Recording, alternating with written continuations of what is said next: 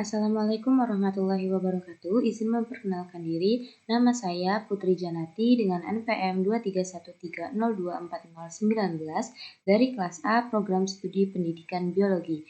Di sini saya akan memberikan tutorial cara penggunaan virtual lab dari Universitas 11 Maret. Baik, yang pertama kita masuk ke Chrome. Lalu kita cari nama virtual lab-nya https://ipa.fkipuns.ac.id virtual laboratorium. Setelah itu kita masuk. Nah, di sini ada tampilannya. Ada alkali tanah, aturan ORCID, daur biokimia, dan lain-lain. Saya di sini akan mencoba yang stoikiometri.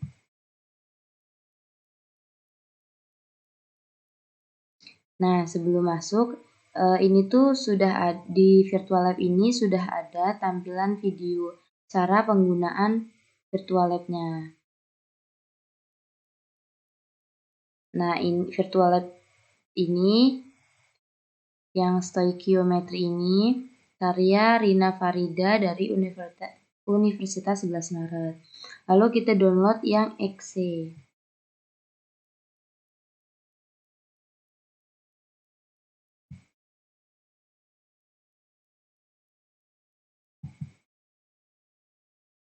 Nah, lalu kita bisa mulai. Nah, di sini menunya ada KD dan IPK, materi, dan percobaan. Kita masuk ke KD dan IPK. Nah, di sini tuh IPK pengetahuan, lalu KD pengetahuan. Lalu kita bisa masuk ke bagian materi. Di sini menampilkan materi berupa pembuatan amonia. Lalu kita bisa klik selanjutnya, pembahasan mengenai teori pembuatan amonia dan materi-materi lainnya. Lalu di sini ada menuju percobaan. Ini kita bisa melakukan percobaan di sini dengan mengklik menuju percobaan ini. Lalu kita bisa melakukan percobaan pembuatan amonia dengan tekanan, misal tekanan 250 dengan suhu 773. Nanti dia akan menghasilkan reaksi apa di sini?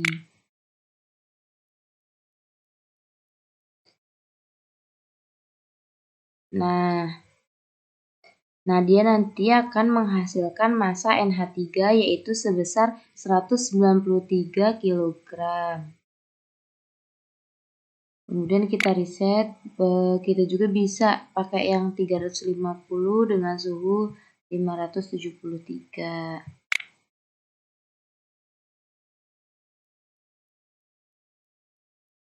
Massa NH3-nya ternyata 0 kg, tidak ada. Kita bisa reset. Dan kita bisa menggunakan yang lain juga. Kemudian kita keluar aja, terus lalu kita lanjut. Nah, pada latihan soal, di sini ada latihan soal. Nah, kita bisa mengetik jawabannya di sini. Misal dari materi yang telah kita baca tadi sebelumnya. Jadi, apa reaksi yang terjadi pada pembuatan amonia? Setarakan reaksinya, misalnya. Reaksinya bisa kita tulis misalnya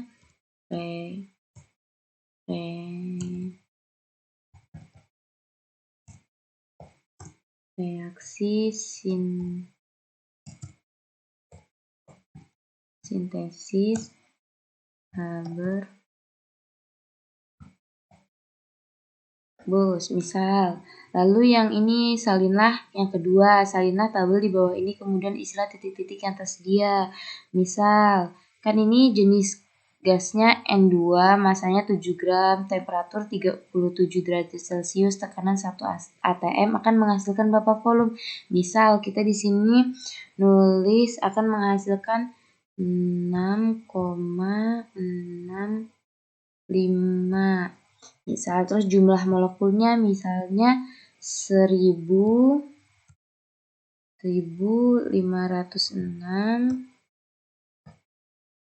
dikali 1056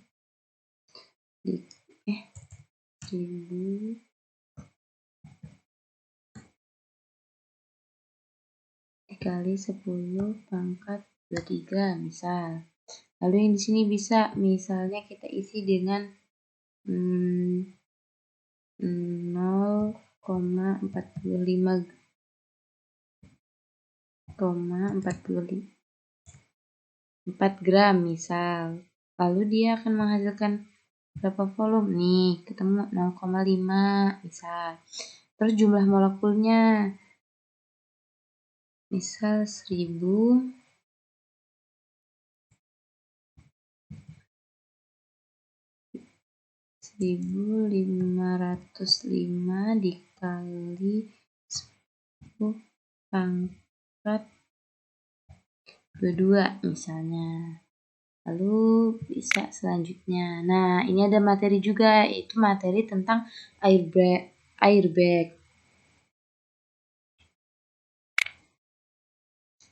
Nah, airbag ini mencegah adanya benturan keras antara kepala juga tubuh pengendara atau penumpang mobil terhadap interior kendaraan jika adanya kecelakaan.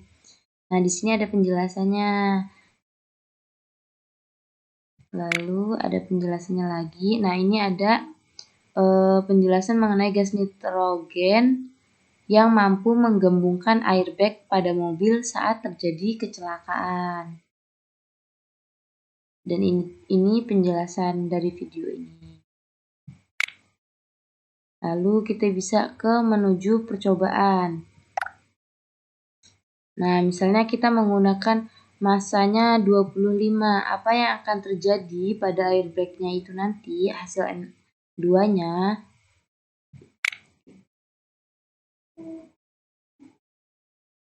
akan menghasilkan 2316 kali 10 pangkat 23 molekul. Dapat kita riset masa yang 75 akan menghasilkan 6,94 kali 10 pangkat 23 molekul. Yang 125 akan menghasilkan 11,58 dikali 10 pangkat 23 molekul. Lalu kita bisa keluar lagi. Lanjut. Nah, ini ada latihan soalnya lagi. Sebutkan apa saja reaksi yang terjadi untuk membuat airbag menggembung dengan aman. Seperti yang dijelaskan tadi di materi. Apa aja reaksinya? Itu bisa dari N3 misalnya, terus KNO3 SiO2 misal. Lalu kita juga bisa ngetik nih di sini berapa molekul relatif gasnya, misalnya 16 gram per mol. Nah, udah selesai kan ini latihan soal. Lalu, nah ini bakal kembali lagi ke materi yang tadi. Kita bisa ke menu percobaan. Nah, menu percobaan ini ada pembuatan amonia sama percobaan airbag. Nah, ini seperti yang tadi di bagian materi yang mau mencoba percobaan itu. Yang di airbag juga sama.